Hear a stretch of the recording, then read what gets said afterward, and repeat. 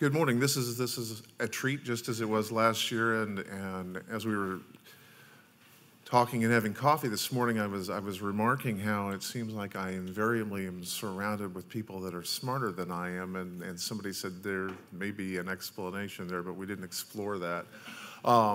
This is certainly one of those cases. I began doing work looking closely at sunk cost about a year ago when we started looking at the real options approach, and sunk costs are an important part of that. And when I did so, I immediately was directed toward Bob Gallamore. Bob is well, he wrote the book, right? Literally. And so yesterday we were talking about the presentation, and in his very gentle collegial sort of way, he was prompting me, saying, "What are the takeaways here? What do you want people to really to understand and take from this presentation?" And we kind of got those, and then again he sort of gently said, maybe we want to tell those things up front so that people know why you're talking about all of the trivia that you're going to talk about in the rest of the presentation. And it seemed like a great idea. So we prepared a couple of extra slides and that have sort of the takeaways that hopefully I will substantiate with some of the presentation that follows. But for now, Bob, would you want to? Perfect.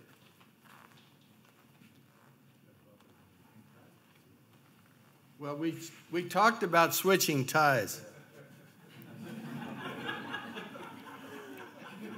It's a pleasure to be here. We're not in North Carolina, so that joke didn't kind of work, but it would have worked down there. Hey, folks, this is a tough time for our industry, and I put out this book with John Meyer, my colleague. We worked on it, I want to say 40 years, but really 12 years in the making of the book. And what did we call it? We called it American Railroads, blah, blah, blah, the Renaissance. How long did the Renaissance last? Well, you could say, and Tony Hatch, I'm sure, would say it's still the railroad renaissance out there, but John showed you the chart. What's happened in the last 2 years? And so how do I talk about the railroad renaissance? And that's what's really happening. And we know what it's all about. We know coal's going away. We could have predicted it, maybe better than we did. We knew that the global climate change was going to have huge implications for the rail traffic, which has been based in coal for a long, long time. So what does that result in? It results in, and this is going to be an eye test, I'm sorry to say, it's going to result in a bunch of sunk costs. So I had two really critical, important reviews of the book that came out. The first one, thankfully, Dan Michalaba of the Wall Street Journal, and it made the Wall Street Journal, and that sold some books, I think. But right after that, John Brown from Georgia Southern, is John here today? I think he was here last year. Wrote this review and said, here, these guys wrote this book and they didn't even mention sunk costs. It's not in the index. It's not in anywhere to be found there. I could argue, that it's there. We talked a lot about contracts between railroads and shippers, and one of the purposes of contracts is to sort of insure you against sunk costs and the damage that they could do. But I took it to heart. We hadn't elaborated it. I've since elaborated it in a separate paper, which I'll make available to anybody that wants it. It comes out with it has a chart in it that I developed with Bill Tye about how you might want to price things differently if you're in a declining part of the cost curve versus if you're in a rising part of it and congestion's facing you. So these are very important in the time period that you're talking about, and that's available.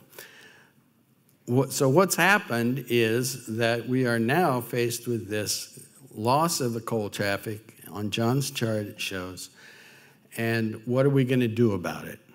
How can we recommend to people to think about even sunk costs with this kind of a calamitous change in the traffic base? So that's what the paper that we're going to discuss today, I hope, comes through clearly in what Mark has to say. Coal going away, we have to deal with it. There are two ways I think of right off the top that we need to look at. We need to look at the network that's out there and how it's going to change. And the first thing to think about is, how is that network going to be smaller? This is so apparent to people, but they don't know how to talk about it. The presidential candidates ran into this as soon as they got to Kentucky or West Virginia, didn't they? They didn't know how to talk about the loss of all these coal jobs. We don't know how to talk about it either, really, but we know that we have to make major changes in the functioning of that railroad network that's out there. And so some of the thoughts that come through today will be directed to that. That's the first part, coal. So maybe these will be easier to see, I hope. Restructure the network, that's the first one. We're going to have to think about how that can be done. What happens to those jobs? What happens to the track that remains? Is any of it recoverable? And that's the definition of whether it's really a sunk cost or not. Is it recoverable and reusable? So the first thing I'm going to recommend is that we get reliable. The railroads will have to figure out that one way to address their sunk cost problem is to switch traffic bases, and that means not hauling merchandise like coal. Intermodal is going to help. Short-haul intermodal is going to be more important. But to do that, they have to become extremely reliable. They're going to have to act like truckers. And truckers aren't standing still. I heard a presentation last week at our 40th anniversary reunion of the USRA and the startup of Conrail. And one of the guys talked about how the trucking industry is changing right now. It's happening now. They are going to come out with a truck industry that is driverless, basically. And that's going to happen within the next few years. How will the railroads respond to that? Well, they've just got to get more reliable with their fundamental economic advantages. 2 people in the cab. Excuse me? We'll be having to keep 2 people in the cab. Well, so far that's the case, right, Ed? And the truckers are going to be, the truckers are going to be moving to an entirely new paradigm. Are the railroads going to be stuck where they are? At least they have to get as reliable as they possibly can with whoever they're required to have as drivers. Okay, so that has to happen. We're going to have to rethink PTC, and this is controversial for sure. It's been fought so hard. Railroads have made such a huge investment already, scheduled to make even more. Is that going to be more sunk costs thrown on top of this loss of traffic? What do you do? And so what I think about is we need to involve fewer of the costs that are going to have to be invested in PTC in the portion of the system that is the most mobile, the most recoverable, the most important in getting business benefits from PTC. And we haven't done that so far. We focused on the safety benefits. Almost all of the current investment has gone into the safety side of it. How can we use the PTC investment to gain more business benefits and help with the service reliability problem? That's going to require a major change. I imagine it means that we'll have to cut the network. I imagine it means we'll have to spend less of the PTC investment on the signaling side or the way side and put more of it in the more mobile part of that business. So that's something really hard for us to do. It probably means a different deployment strategy. And to do that, it means cooperation. So the railroads are going to have to work with their customers to do this, and with their suppliers to do this, and with the regulators to do this, and it's tough. So that's really the definition of a sunk cost. It's a problem that doesn't go away easily. It's a hard problem, and we have to work on the hard problem. Mark, you ready?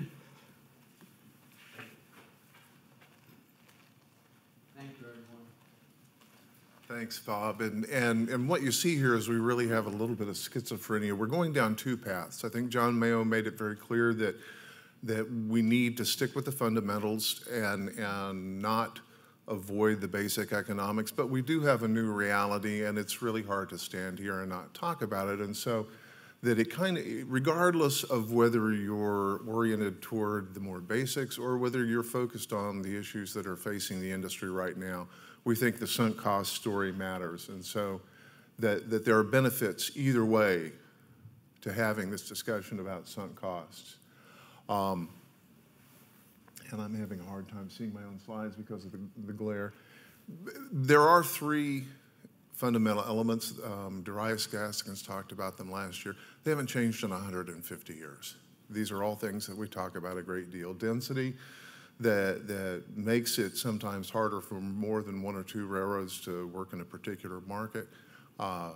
Common costs that make tying any sort of rate governance directly to cost extremely difficult. And then sunk costs, the inability to recover a lot of investments, and a lot of investments that last over a long period of time.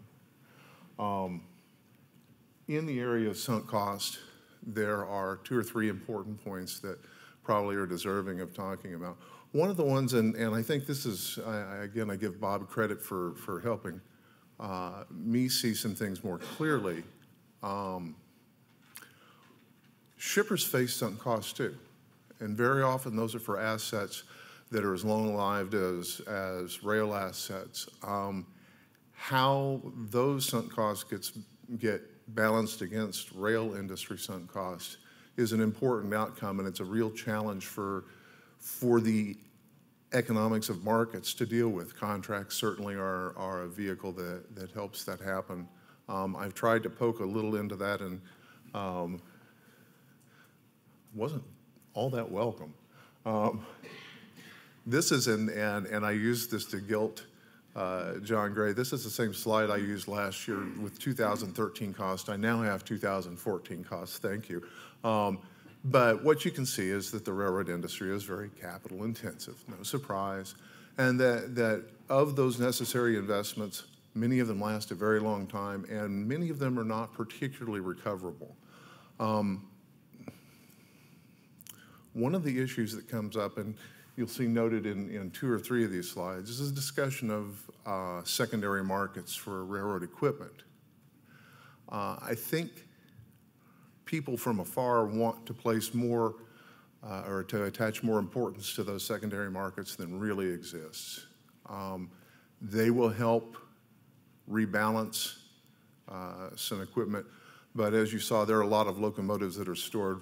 2, 3, 4 years ago, you couldn't touch a locomotive.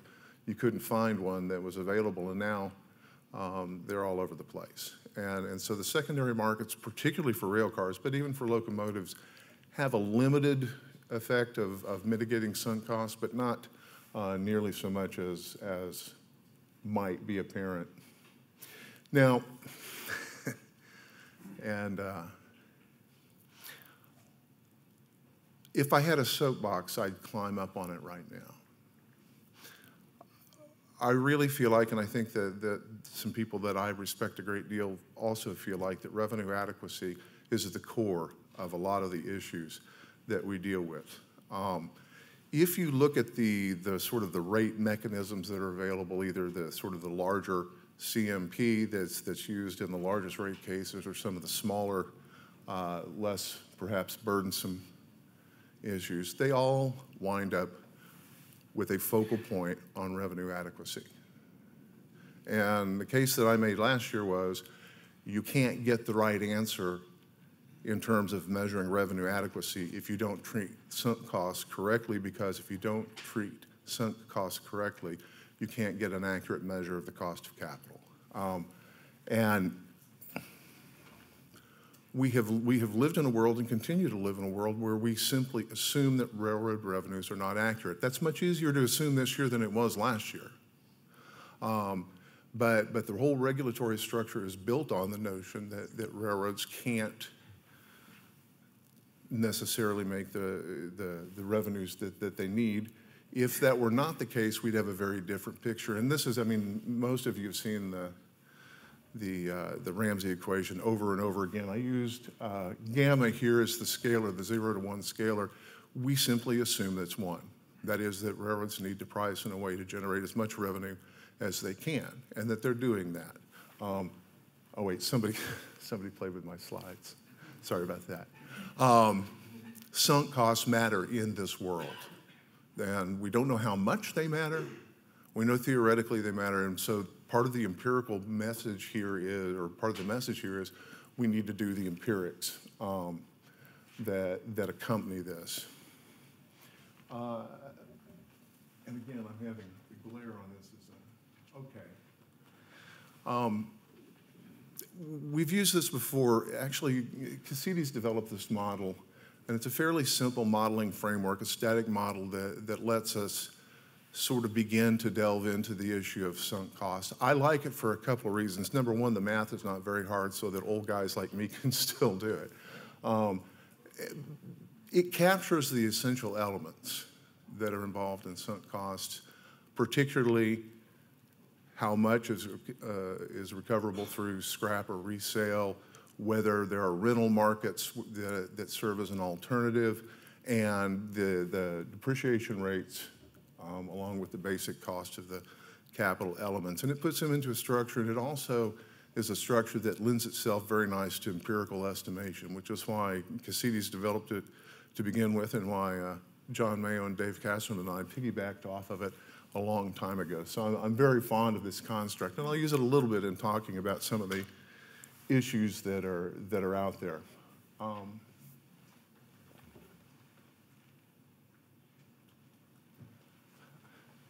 I have a daughter that just graduated from high school, but when she was 7, she was trying to sound very worldly like her dad, okay, right? And she said, well, Dad, the status isn't very quo, and I laughed at her, and she's said some funnier things more recently, too. But they come with higher price tags. The world is very different, and we've talked about it. 2 or 3 people have talked about it already this morning. I expect you're going to hear a lot about it all day. We've talked about coal. There are other energy, and there are phrases I don't understand. The new energy economy, I don't know exactly what that is, but there are some opportunities there for railroads too. I don't think crude by rail is going away. I think we've seen some dips that are attributable to crude prices. I think Matt Rose has made some very good arguments that CBR is something that we will see well into the future. And I think the chemical industry, and using natural gas as a feedstock, will be producing a lot more outputs that need to be moved to market. So there are some opportunities out there that are attached to this. And then, again, there's PTC, which it's taken on a new importance because revenues are a lot harder to find and investment dollars are a lot harder to find, and so that using them as they're being used now to support positive train control is a bigger issue.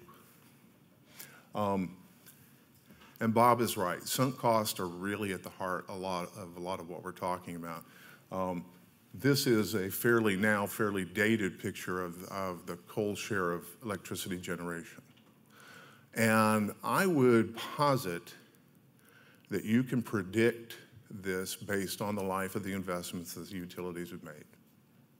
That utilities are not anxious to go to shareholders or to regulatory commissions and write off coal-fired capacity that's not exhausted.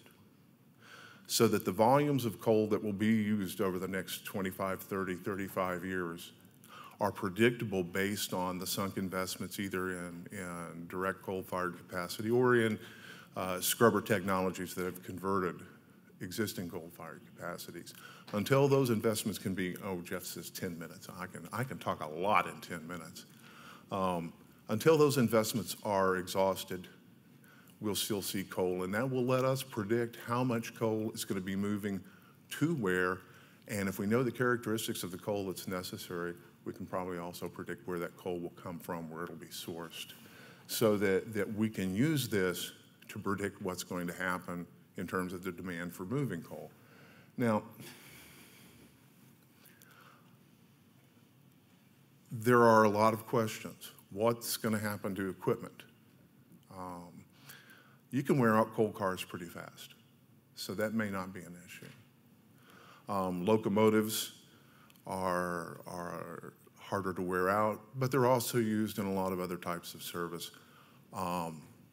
Trackage is a different issue. The trackage that exists for moving coal, if it's not worn out before it is made unnecessary, that's a sunk cost that will be stranded, and somebody will have to pay for it. We were talking about this yesterday afternoon. It may be shareholders, it may be, I don't know who it will be, but somebody's going to have to pay for those stranded assets if coal-dependent network components are not exhausted before the demand for them is. What I particularly am concerned about, and what I think is one of the real challenges, is the contributions that coal makes to paying the bills for network segments that are used in more general traffic. We talked about common costs. Common costs are very often accounted for, at least in part, by coal revenues. Those coal revenues aren't going to be there.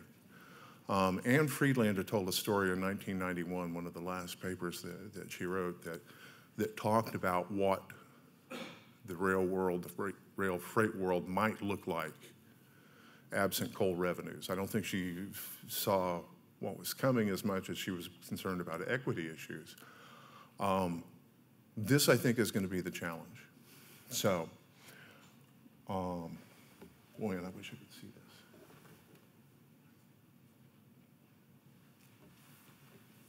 this. And I'll go to the last point here. Can we pull another regulatory rabbit out of the hat? Staggers was born in an era where we realized that we needed something to be done differently, and we did that, and it worked. And I think this is a real test for the current regulatory regime, which is still largely based on what was done under Staggers, and that is, will the current regulatory regime allow the railroads the flexibility to responsibly do the things that they're going to need to do to cope with this different world? I think it's possible, and I'm hopeful it will happen, but I think that's an awfully big question. So then I needed a break. I was working on slides, and I'd done this, and I'm like, this coal stuff is really depressing, and so I'm going to talk about PTC, and I thought, I need a break, so I'll just go Google positive train control and see what I get. Yeah, 4 million different entries. But at the top was this picture and this little graphic, and I looked at that, and I started laughing. I had this vision of high rail vehicles all over America with this thing clipped to the visor, and the guy kind of going, okay, this is what goes here, right? Yeah, John said you wouldn't think that was funny.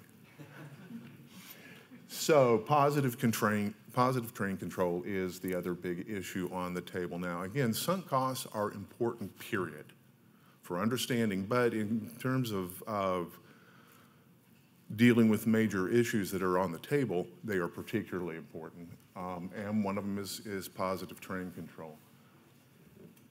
Again, you can use the little Cassidy's model to sort of talk about PTC. It works very nicely, and what you realize is that there's an awful lot of sunk cost in PTC. Very little recoverability, maybe some on the equipment side, almost certainly none on the wayside part of it.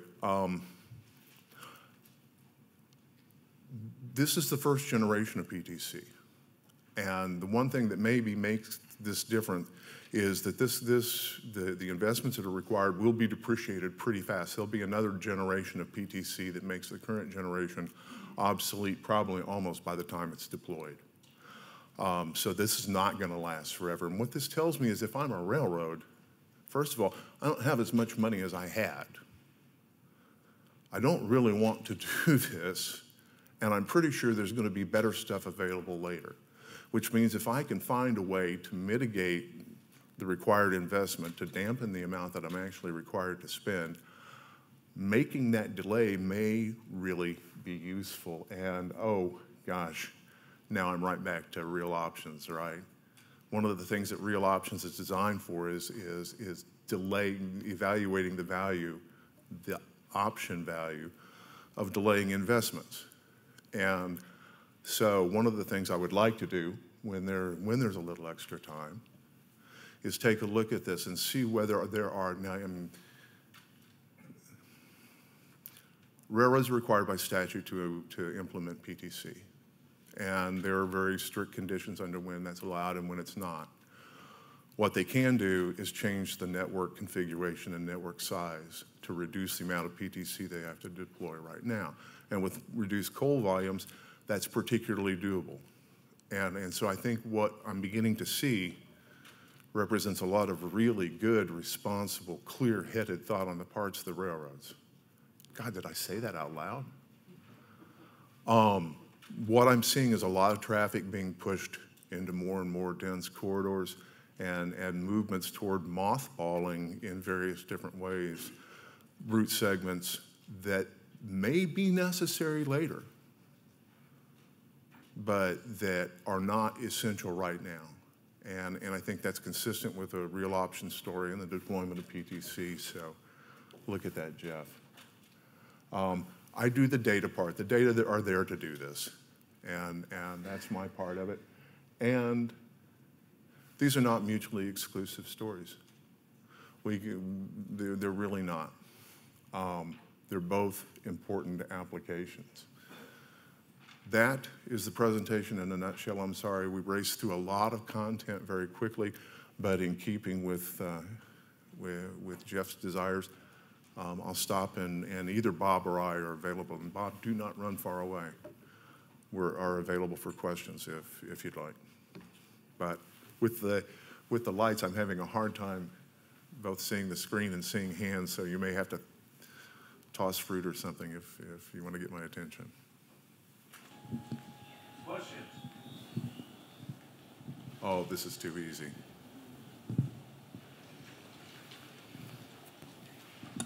Stay here.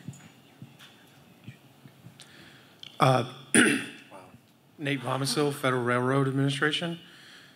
You were talking about the modeling of coal power plants and kind of being phased out as their useful life is over. Has that inventory already been undertaken in an academic sense that you know of? It is not, and I wish I think it is a hugely important piece of work. Now there are various publications that talk about projected facility retirements. Invariably, they come from one source or another that sort of has its own agenda. So that I'm not quite sure how balanced or truthful they are.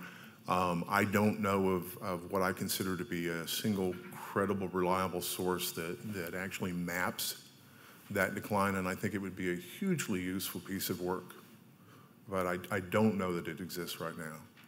Anybody else? I mean,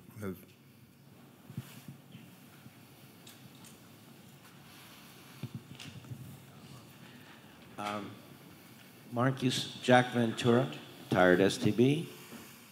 You said that sunk costs affect the real cost of capital. Can you just say a little bit more about that, what you meant? And this is the story that Charles Sims and I told, and with a great deal of very, very patient help, managed to craft into a paper that's in the special issue of Rio that John talked about.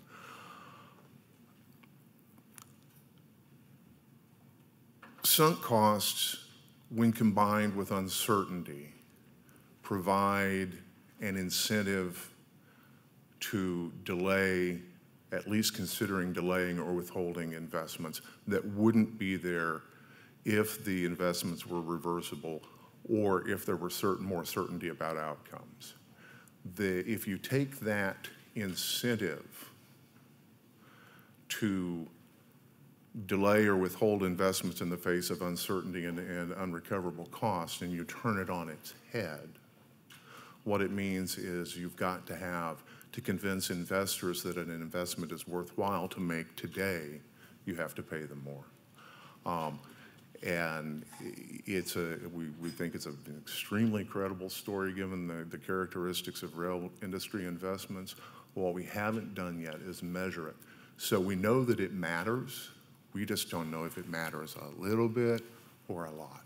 And that's one of the things that Charles and I are working on, is to try and put some credible empirics to say what sort of premium do sunk costs and uncertainty attach to the required returns on railroad investments. So it theoretically, we believe is totally valid, but empirically we cannot tell you whether or not it's a big deal or not until we do the work. Professor, I'm Paul Hitchcock with CSX Transportation. You mentioned a regulatory rabbit pulled out of the hat in 1980 in the Staggers Act, and you queried whether there might be another regulatory rabbit that would be pulled out of a hat. Did you have anything specific in mind that you were thinking about as an economist? Well, not in terms of specific policy recommendations. I do think that this is a very good time to think about what it was that Staggers did that worked, that made it possible for the railroad industry to enter the Renaissance and to highlight those elements. Thank you for saving me. No, I can't. I can't, Mark. This is a really important question. So it is verifiable fact that the Staggers Act was a policy response to the decline of the Penn Central and the bankruptcy and the whole Northeast reorganization. We got through it with a combination of a lot of cuts, a lot of people laid off, the whole NRSA. If you remember, the NRSA Act was about getting the commuter railroads off of the back of the freights and on, right? Paying for the buyouts. It's something dramatic like that may have to happen, but nobody wants to fund that sort of thing anymore. So the answer is back to how do we best postpone the reinvestments that need to be made and at the same time rationalize the plant as best we can. I think the policy response is, I'm not saying trust the railroads to do this right. I'm saying trust the market to do it right. So the policy response has to be stick with deregulation and call it what we will, but it's the same process of letting market supply and demand make the final determinations. And don't upset the apple cart by doing things like re-regulating, or can I say, reimposing controls on abandonments. That would be the opposite of the kind of flexibility that the market needs. If you don't want to trust the railroads, at least trust the markets to get it right. And there's one thing, and again, I promise there are days where I say a lot of bad things about railroads. This just doesn't happen to be one of them. One of the things that goes along with what Bob is saying and the story that we're telling that I think is really important is that I think there is evidence that the railroad industry learned a lot from the mid-1980s. After Staggers, there was a lot of network rationalization. An awful lot of route segments simply disappeared.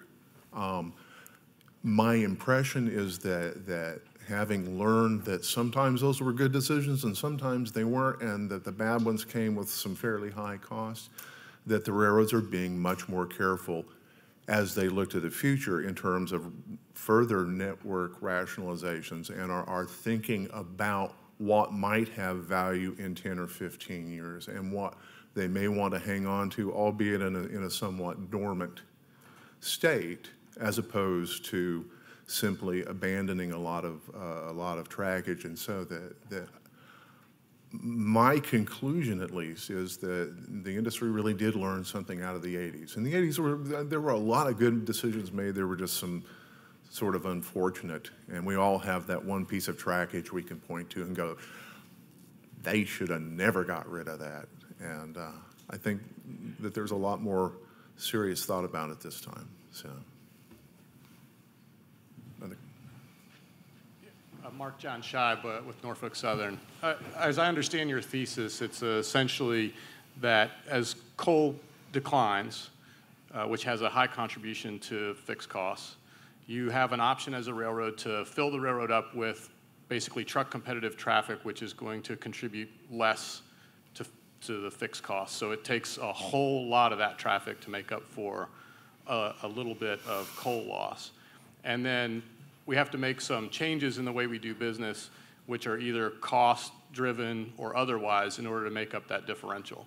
And so, you know, thinking about public policy choices that get you to changing the cost structure, what are you all thinking? well, I mean, I think Bob is dead on. The markets will figure this out if we let them.